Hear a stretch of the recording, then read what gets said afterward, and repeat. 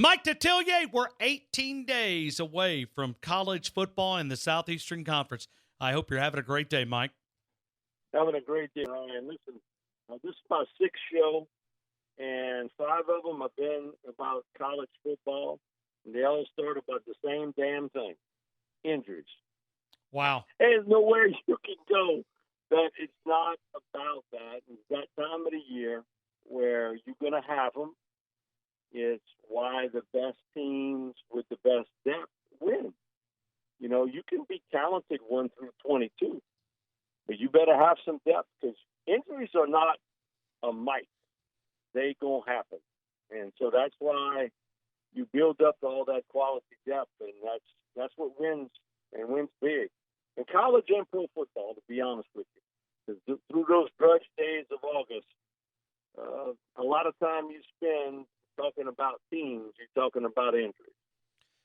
Mike, you follow both, and you're one of those rare guys when you live in the town that you live in and cover the sports that you cover the NFL, you cover the college football side of things. How does the NFL, because they don't have contact in their practice, or at least when the season begins, or do they? Or do they have contact? I mean, I think I've read that where they don't have full contact in the NFL. Is that correct?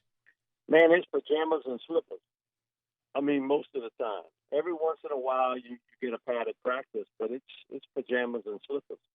But still, you know, injuries do happen. And, Brian, there's a difference between being in shape and being in football shape. And this is a contact sport, and it's violent no matter how, you know, some people believe it's watered down because of, you know, trying to keep everybody healthy. And it's funny, you know, last night we had Coach Ojo on, and he talked about, you know, dramatically different from when he got into coaching in the 80s and what you see today. And that, you know, hey, if you got a strain, a pull, a bruise, hey, man, get back on that field. You know, that you know, you got a little pain, but you're not hurt. And like you said, in today's world, you're much more conscious of making sure you have that player there for you in September and October and November and, you know, and beyond than worried about if he misses a practice or two. You're more concerned about having that freshman out there, letting him get some time in. And that's a little different. But, you know, if you got a veteran player, you know, it's a different story. It's the same thing in the NFL. It's a long season, 16 games.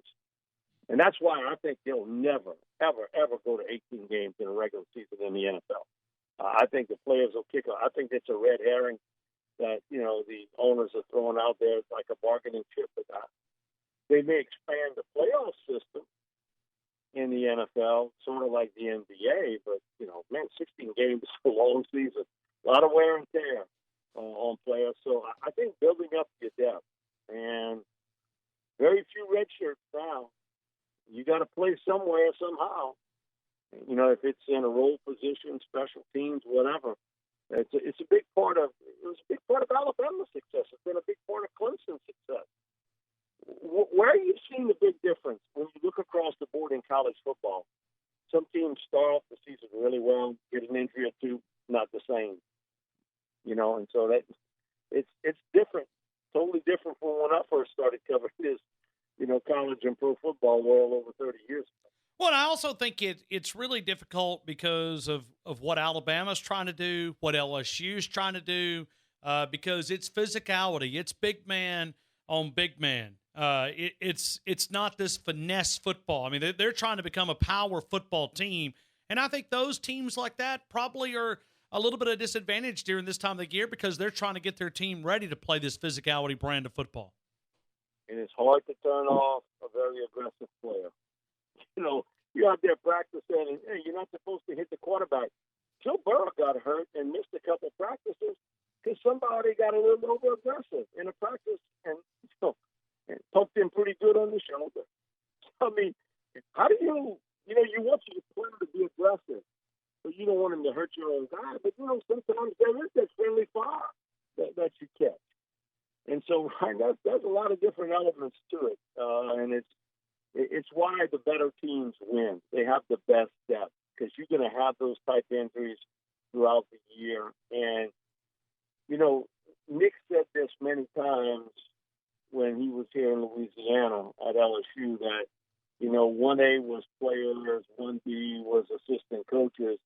And he said 2, and it's not even an A or a B, you better have a really good medical staff. Well, that was back early 2000s. He said that. And think about that today. You know, players, assistant coaches, medical staff. 100%. No, and when you, in the technology that they have, that because it's simply it's amazing. Yeah, because like Mike, they can look at a day like today where it's 111 heat index here in Tuscaloosa, and I assume they'll probably carry them indoors. What the indication is in about 10 minutes, but they have a system that they can monitor fatigue, and fatigue leads to injuries. If you're tired and you're literally worn out or you're dehydrated, that's when injuries really starting to amp up. I work for Pivotal Regional Medical Center, and I do PR for them. And we have so I work with a lot of doctors, medical surgeons, orthopedic surgeons, and trainers. And a lot of it today is so much about these soft tissue injuries that you maybe sustained a bruise or a pull or whatever, and it's not that day you try to play on it or practice on it, and then you sustain a worse injury. Now, years ago, you just get out there and play, you know. That's the deal. Get out there and play. Today, I think you're much more cautious as a staff, which you should. You know, you're talking about the livelihood and the life of a young man or a young lady in athletics, and you worried about their health. And so I think there's caution with all of that, and also I think a little better knowledge of the human body on how it works and how it heals. And it's amazing how the body heals, you know, when it's done right. And I think that's the one kick I hear more from assistant coaches and head coaches that, you know, we're not, you know, injuries are going to happen. What we're more concerned about is the player knowledge of getting treatment for that injury. Some guys, you know, okay, I got it, I'll do the best I can. No, you got to go get treatment. And sometimes, you know, guys, schedule-wise, maybe it's not the best with it, but it's a whole new different world. I see it, you know, working at the hospital and seeing how these, you know, the doctors and trainers handle people with injuries today. It's amazing how quickly they can come back and how well they can treat these injuries. And if it's surgery, how quickly they can come back. They did, I think, 4 Achilles injuries with torn Achilles. And back in January and February. Today, all 4, they're not back on the football field, but they're running, cutting, and doing everything, you know, until hopefully in a couple of weeks they'll be back. At one time, Ryan, Achilles injury, that was a career ender. Sure. End of the story. You know, you weren't playing anymore. Today, it's a 9-month to 10-month injury. You know, it just amazes me to see that and the technology that goes along with it, and also the treatment and the procedure that goes along with getting those guys back. And, you know, it's not only professionally, also in college and in high school. Hey, Mike, let me take you to Baton Rouge here for just a couple of minutes. A young man that I spotted early on in camp, and I've kind of watched him adjust, and that's Christian Harris from University Lab, Baton Rouge, an incoming true freshman, 4-star guy. He showed up ready to play. Physicality, he passes every eye test I can put on the kid. I mean, he just looks like a football player. Christian Harris, what do you know? Played all over the board in high school, Ryan. He was a great athlete. Just all over the board. And he excelled no matter whether. He just was a natural. No matter where they played him, he excelled. He's quick to change directions. He rarely takes a false step up the field. He's aggressive. But I would give him an A in the angle pursuit part of the game. That's what he does best for me when I watch him. And his ability to the mind telling the body what to do and getting himself in a position to make a play. You know, you got a lot of old timers say, "Oh man, take on that guy and beat him one-on-one." You know, today's world is getting around that big guy, and that's what Harris could do. He's a tremendous athlete. I'm interested to see how they use him at Alabama. I really am, because he was a tremendous football player. His recruitment was a bit of an adventure too. He was all over the board with it, but man, he's one heck of a football player. It's just finding the right spot for him, because he's got the natural instincts to be in the right place, right time, and to get around big people. Well, and it's going to be kind of fun to see how all these guys. I mean, you got 3 guys, linebackers here in Tuscaloosa, all from Baton Rouge, in Chris Allen, Dylan Moses. And one of the things that I want to point out to Dylan Moses here for just a minute, they were going to try to free him up. And you and I talked about this a couple of weeks ago. Pete Golding identifying Joshua McMillan as going to be his signal caller. That's what they were at least training him for. Dylan Moses has that capability, but they were going to try to turn him loose. Josh McMillan goes down, a 5th-year senior with a knee injury. Is going to keep him out the remaining part of the season, or out indefinitely there. When you look at Dylan Moses, now they probably going to have to put that responsibility right back on him. But you look at guys like Chris Allen, who they've worked at inside, make it a look just because of his knowledge of the defensive side of the football. Yeah, he's Ryan Anderson all over again. I mean, smart, instinctive. He gets to the ball carrier in a quick manner. He's not the headline pumper, so to speak. He doesn't beat his chest about certain things, but man, he's a playmaker. You know, somebody did an article and called me about Dylan Moses and who he reminded me of. And my comment was, he reminds me a lot of Gerard Mayo, who was a tremendous linebacker at Tennessee, went on to have a great career with the New England Patriots. And Mayo was so smart and so instinctive, and once he got it, he got it. And he just is like a magnet to the football. Now, sometimes Dylan will take a false step and get himself out of alignment. You know, once he gets that thing rolling, man, he's difficult to get around. But that's who he reminds me of. Anybody remember Gerard Mayo back in, 2005, 6, somewhere in that range, 4, 5, 6. Man, he was one heck of a player for the Volunteers and went on to have a great career. Now he's coaching now with the Patriots. I know Brandon Daly, who was coaching there with the Patriots for quite some time, and then he moved over. Now he's with the Chiefs. He had told me, man, there's nothing you could tell Mayo that he didn't know as a coach. So he's like, as a player, I'm just sort of reminding him. And so with Moses, I think it's very similar. Just reminding him what he got to do, because he knows where to go and he knows what to do out on the football field.